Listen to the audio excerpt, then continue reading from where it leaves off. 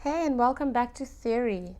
This is topic 8 in most of your books, primary triads, and it can be found on page 27 all the way to page 31. As I've said to you in the group chat, I don't want you to be doing pages 29, 30, and 31 at the moment. We're just going to focus on the first couple of pages. This is primary triads. What is a triad? A triad is a chord made of 3 notes, hence try. Which 3 notes? How do you build a chord? The way to build a triad is very simple. You start on a note, pick a note. Let's start on A. And you skip a note, and then you add another, and then you skip a note, and you add another. That's how you build a triad. I'll play that chord for you.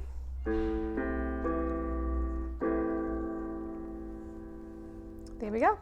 You've heard chords thousands of times, and that's how you build them. I can draw a chord up here, maybe a line note, followed by a line note, followed by a line note. I'll play that chord for you. And those are triads. Now, let's talk about the scale. We've just been dealing with the technical names, and I'm going to do this in C major, C, D, E, and so forth. By now you know the technical names for each of these notes, I hope. The tonic, the supertonic, the mediant, the subdominant, the dominant, the submediant, and my favorite, the leading note, which is number 7 in any scale. I'm drawing it in C major, but this goes for any scale, major and minor. Obviously the top C would again be tonic, but it's the same as the bottom. Now I can build a chord on any of these notes. I can build a chord on the tonic, that's how it sounds, C major. I can build a chord on the supertonic, D, F, and A. The mediant, the subdominant, the dominant. You catch my drift? I can build a triad on any note of the scale. So this chord over here is built on the subdominant, the 4th note of C major, and so it's called the subdominant triad. Pretty straightforward. Your exercises from here onward are going to be identifying triads in keys and also writing triads in keys. Let's look at exercise number 1 then. It says write the primary triads of the following keys using 1, 4, or 5. Use the correct key signature and add any necessary accidentals. Cool. So I always circle these little things. Key signature, not accidentals, but you need to add any necessary accidentals. Where would that apply? That would apply in minor keys, wouldn't it?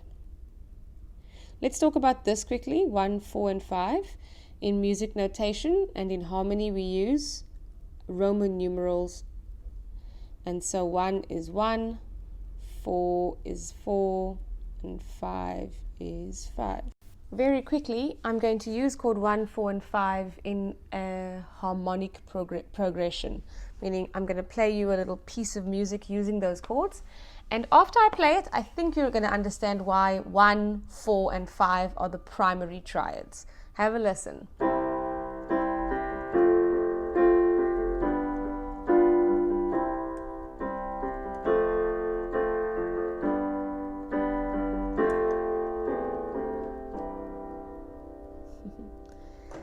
If it sounds familiar, that's because so much of our music is based off of the tonic chord, the subdominant chord, and the dominant chord. It sounds familiar because it is music, essentially. Of course, things can get more exciting when you add secondary chords. I can play you something else. Have a listen. I'll add a secondary chord somewhere. See if you can spot it.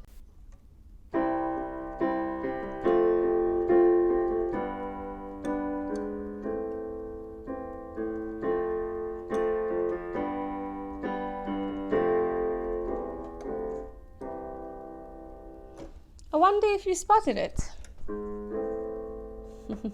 I added a sub-median chord to make it a bit more interesting. But you see, all our harmony, all our progressions, chord progressions, are underpinned by tonic, subdominant, and dominant. And then we add the secondary triads and chords to add more interest, to add more meaning, and so forth. But 1, 4, and 5 are so important. And that goes in any key. I can do it in E flat major. Chord 1, chord 4, chord 5, chord 1. Or I could do it in F sharp minor. Chord 1, chord 4, chord 5, chord 1. Can happen in all 12 keys of the major and all 12 keys of the minor. Okay, let's look at the example now. Write the primary triads. A minor. I know the key signature of A minor is the same as C major. That means no sharps and flats, but it says add necessary accidentals. And when it says add necessary accidentals, that applies to the minor key. Let's find out why. I'm going to draw my 1, my 4, and my 5 straight away. And if you were anything like me, somewhere in the margins or somewhere on a scrap piece of paper, I would write out my whole scale. A, B, C, D, E, F, G, A. I would look for my 7th note, 1, 2, 3, 4, 5, 6, 7, and I'd put my sharp next to the G because I know my 7th is raised in a minor scale. And now I'll very happily write out the scale. So 1 is A, 4 is 1, 2, 3, 4, D, and 5 must be one step up from there. There we go. And then I'll draw my triads above each of those, A, C, E, D, F, A, and E, G, B. And immediately I'll spot that G is not a G, but a G sharp in a minor key. I'll put my sharp in front of the G, and I'll have it right. Follow that? Let's do the F minor one at the bottom as well. Let's do the F minor one. F minor is related to which major key? I know, do you? If I'm on F and I go up 3 semitones, so F sharp, G, and then G sharp or A flat, I will say it's A flat major. So I'll draw my 4 flats for A flat major. Battle ends and down. There we go. I'll write out my scale. F, G, A, B, C, D, E, F. I'll add my flats where there are flats. And then D flat. And then I will realize that E is my 7th.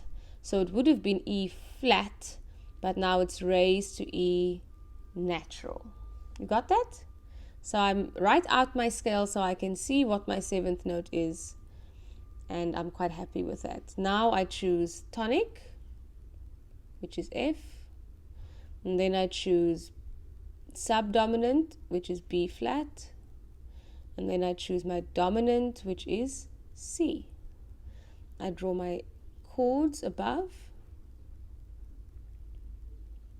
There we go.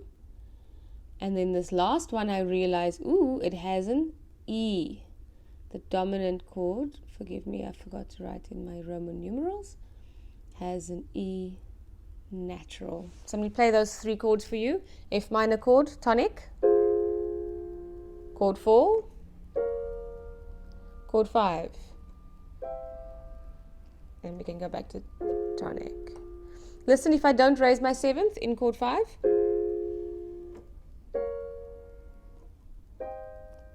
not quite what we expect. Make sure that the middle note of the chord 5 is raised in the minor key. Okay, so that's really what you're doing for exercise number 1. Please be careful. Please, it's not so hard, I guess. Ooh, now, exercise 2, by the way, this is from exercise 2. You have to identify the chord. I'm in A flat major. So my scale is A, B, C, D, E, F, G. It's actually A flat, it's E flat, it's B flat, and it's D flat. I look for my numbers 1, 2, 3, 4, 5, 6, 7, and I realize that the chord I have starts on E flat. So which technical name is E flat? Ooh, it's a 5, so I know this is the dominant. That's what I do for that. So all I have to do is identify which chord in the key. Again, I use my little key like this on a spare piece of paper or somewhere. Don't be ashamed of working stuff out now. It's going to make it much easier later on when you're working with multiple different keys and multiple different raised leading notes and all that. Just do that work now, because it's going to make it so much easier for you to think in keys later. Okay, and then the last one is write the triads as indicated in the given keys. Do not use key signatures. Now that's where it gets a little tricky unless you are doing some rough work. You can forget a lot of accidentals and give me a lot of heart attacks. But it does say add any necessary accidentals. This time that's going to apply to both major and minor keys. Let me do one major key and one minor key with you, and then we'll call it quits. How about let's do the A major one right here. It's asking me for the subdominant chord of A major. So I know that A's major just follows the alphabet, A, B, C, D, E, F, G. That's 1, 2, 3, 4, 5, 6, 7. I also know that A major has 1, 2, 3 sharps. And I know which 3 sharps they are. It's Father and Charles and goes. Now, I've now got A major written out in letters and numbers, and I cannot possibly struggle now. I don't think. Let's have a look.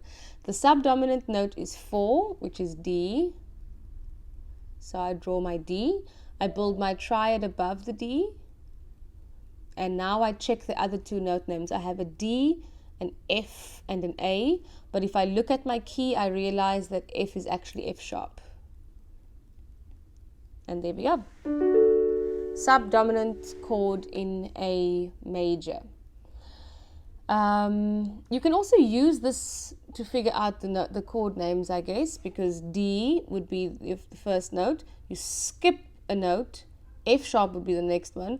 You skip a note and you go back to the beginning for A. That's how you build a triad. Skips and steps. And let's have a look at the B minor one to end off with. It's asking me for the dominant chord of B minor. I need to figure out what key signature B minor has. So I'm starting on B.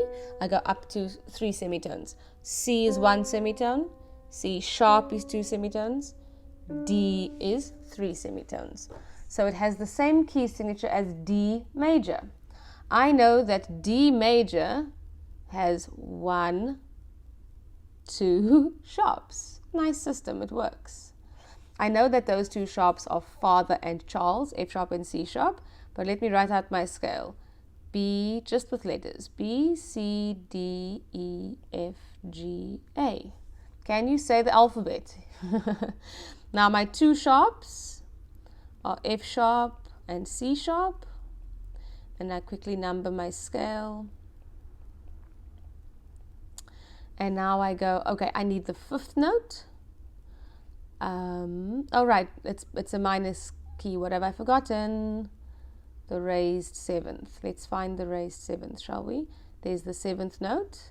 How do I raise it? It's an A, it becomes an A sharp.